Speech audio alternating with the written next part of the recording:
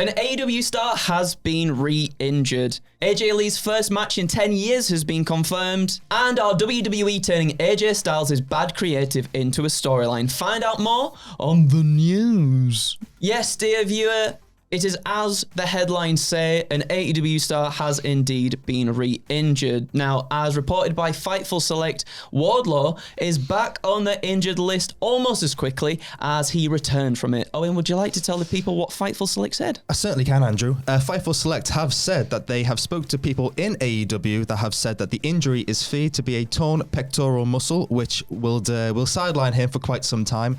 It was suggested that the injury actually took place upon his return angle, but that isn't confirmed. I've seen a clip online of going around on X/Twitter where Wardlow gives Prince Nana a clothesline. People seem to be speculating that that's where the injury happened. Poor lad. Feel sorry for him. He can't catch a break. I know, right? Like, he's been out for a number of times due to injuries and whatnot. For long amounts of time as well. Not just like out for a month or two. Like, out for a year, right? Most recently. And also, he was clear a few months ago too to come back. He finally comes back at Forbidden Door, and things are looking good. The crowd are sort of like popping for him, getting back into the ring as well. He aligns himself with the Don Callis family. He has a face-off with Takeshita, I believe. Yes, yeah. Which, again, teasing things. People seem to be really high on that. And once again, the momentum behind Wardlow seems to have been scuppered. It's been the story of his career in AEW so far, like the big MJF storyline. You think he's going to get a big push after that. Nothing really came. So many injuries. I just feel really bad. I just feel really bad for the guy. You know, Me too. It can't be nice. You know, especially when it's something so simple as like a clothesline, such a basic wrestling move. Yeah. And then you suffer a big injury like this. Yeah, I just feel really sorry for the guy. I hope he's, I hope he's feeling better and on a road to recovery very soon. Yep. We should say though that Fightful have also said that it could be possible that that Wardlow may stay on TV in an enforcer type role, but that hasn't been confirmed either. Which I think would be a good thing for him to at least keep him on television. Yep. Granted, maybe obviously he can't get into physical things, but to make sure his presence is there on TV because he's only just come back to once again then take him away from us would suck very much. But as long as we sort of have him there, maybe we lead towards. It feels like Takeshita's getting too big for the Don Callis family now. It feels like he can for his boots. It feels like he can go out there and sort of do his own thing. He won the G1. He's got an IWGP heavyweight title match coming up. He sure does, and I feel like it's sort of time for him maybe to step away from that and to have him up against Wardlow. If we sort of like work towards that, build towards it. Obviously, don't get physical until Wardlow's healthy again. Yes. But I think that could be a really fun match to have between the two and have Wardlow come back in a really big way. No, I agree. Just keep him on TV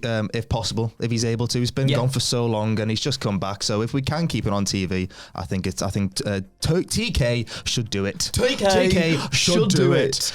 What's happening at WrestlePalooza, Andrew? Oh my goodness gracious me. There's a lot going on. There is a lot going on at WrestlePalooza. We have a match confirmed. It was reported by The Observer that a tag match pitting the Usos between the Bron division would be added to WrestlePalooza next weekend. And last night on Raw, it was locked in. Jimmy and Jay. Lock it in, Adam. Lock it in, Adam. He's standing in the ring. Jimmy and Jay standing in the ring revealed that Adam Pearce had indeed made it official. It led to a brawl with the Brons, the Usos, and LA Knight. There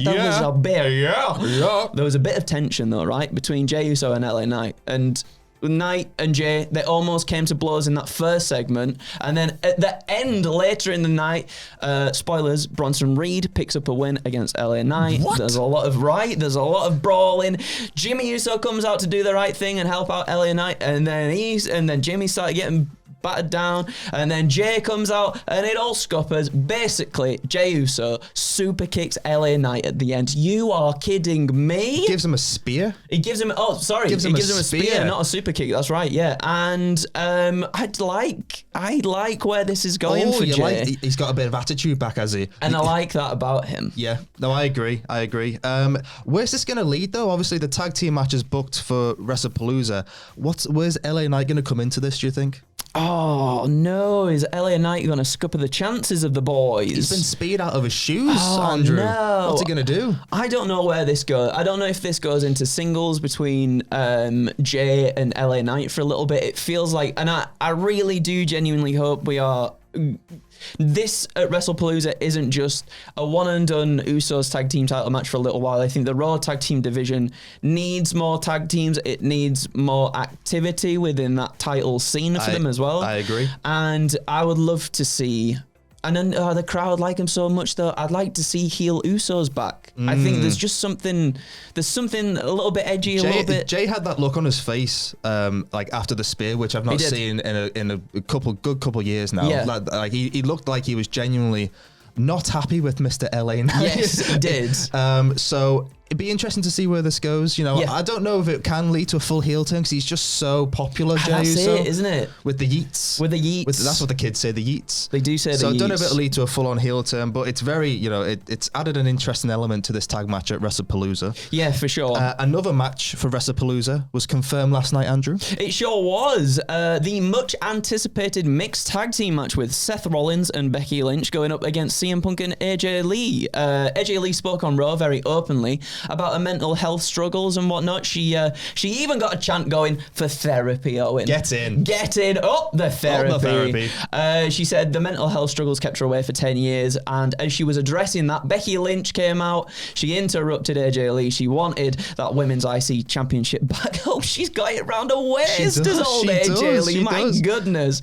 This then led to Seth Rollins coming out, squared up against AJ Lee, and ultimately CM Punk then hit the ring. Rollins avoided the GTS and was like, hey, guess what? I tapped the microphone. Yes. We're on for WrestlePalooza, baby. Yes. I'm buzzing for this. Me too. I think this is a great way to reintroduce AJ Lee. I think obviously putting... and I feel like this happens sometimes when we get a star who's returning, who's maybe not been in the ring as much. You know, we get a tag team match to sort of alleviate the work a little bit. Yep. I'm really excited to see where...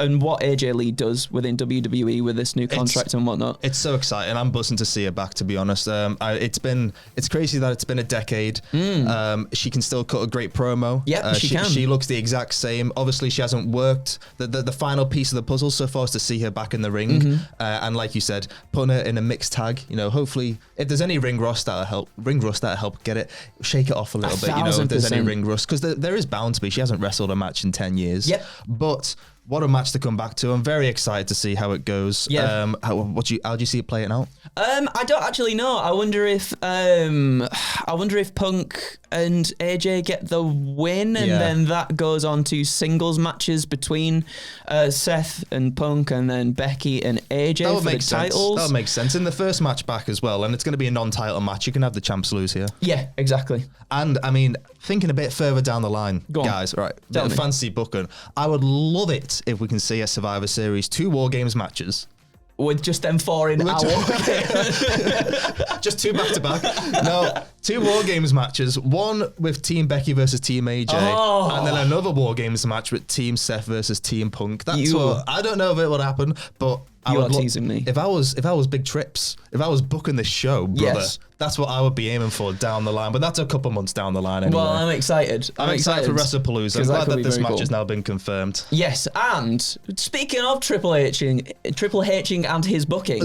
What's going on here, Owen, right? So ahead of his match with El Grande Americano last night, AJ Styles addressed the crowd during a commercial break, and he went off in a quote-unquote unscripted promo. Styles said for the first time in his career, he had no one watching his back. We got a Gallows and Anderson reference as well. They're gone meeting on SmackDown, suggesting that somebody backstage has it in for him, saying, quote, somebody doesn't want me here. Styles declared he beat the piss out of El Grande Americano so that Grande and, quote, the person who doesn't want me here anymore can feel his pain as well. So is he saying that person don't want none? That person don't want none. Does not want none. They don't want none. Who could it be, Andrew? We don't know. He doesn't name anybody, but we can all kind of speculate and guess. Of course, on Instagram, AJ posted a graphic of an hourglass suggesting that his in-ring time is running out. This led to a fan commenting that Paul Levesque doesn't respect Styles with the way he's being booked, a point that was echoed by AJ's son, AJ. in the comments. And also John Albert reporting for The Takedown on Sports Illustrated, saying that AJ Styles has been testing the waters elsewhere before signing his final WWE contract, which I believe was earlier this year. Yes, it was. Yeah. John Albert saying multiple sources indicated to The Takedown on SI that prior to re-signing with WWE on his most recent extension, Styles did indeed put feelers out about potential options outside the company. Specifically, it was noted he was generating major interest on the convention circuit from promoters, and it was mentioned that the interest was mutual and at least exploratory. Very interesting that he's been, putting feelers out there before re-signing the most recent time with WWE. So yeah, obviously not with I'm surprised that it doesn't mention anything about rival companies, obviously AEW being the main one, but he's been looking at the convention circuit. Yeah, the indie circuit, the convention circuit. We see sometimes wrestlers sort of doing their retirement tours, sometimes within these circuits. Yes. And for AJ Styles, I would love for AJ Styles for it to be on a grand stage, yes, for someone of his caliber, whether that's in WWE, whether he went to AEW or not, whatever his prerogative, like that's all on AJ Styles. But I do feel like we are getting to the tail end of his career. It's the end game. It's the end game right now, and I feel like we need to start ramping it up a little bit. I thought for sure he was going to win that IC championship, and that's not to be. How do you feel about this bad creative being worked into a storyline? If they work it in well, yes, then good. But if they're just doing it because it's like, oh, actually, yes, that we're not really doing too well, but it's all part of the plan, guys. It's part of the plan. The only issue I have with this is in isolation, I've got no issue with this at all. Yeah. It's just the fact that we've been getting a lot of work shoots in WWE over the last year or so. It's happened quite a few times. Maybe Triple H and the booking team currently just love work shoot things. Yeah. It's been happening quite a lot. I think obviously with the success of what happened with The Rock, Roman and Cody going into WrestleMania 40, obviously they had something incredible on their hands there, and they ran with it as well, with what the fans wanted. And I feel like you're right in terms of they've tried to capitalize on little bits like this as well.